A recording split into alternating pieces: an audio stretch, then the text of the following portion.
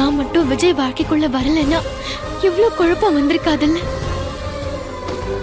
நானும் நிம்மதியா இருக்க முடியாம என்னை சுத்தி இருக்கிறவங்களும் நிம்மதியா இருக்க முடியாம போனதுக்கு நான் தான் காரணம்.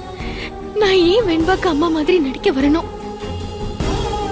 அவர் ஏன் என்ன கல்யாணம் பண்ணிக்கணும்?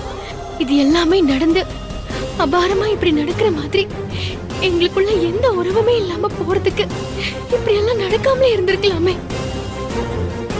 கை நிறைய சந்தோஷத்தை கொடுத்துட்டு அதுக்கப்புறம் அது எல்லாமே வெள்ளத்துல அடிச்சுட்டு போக விட்டுட்டு நிக்கிற நிலைமைதான் எனக்கு இப்போ இருக்கு. இவ்வளவு வலியோட நான் அனுபவிக்கிறதோட போதும். விஜயும் வெண்பாவும் சந்தோஷமா இருக்கணும்.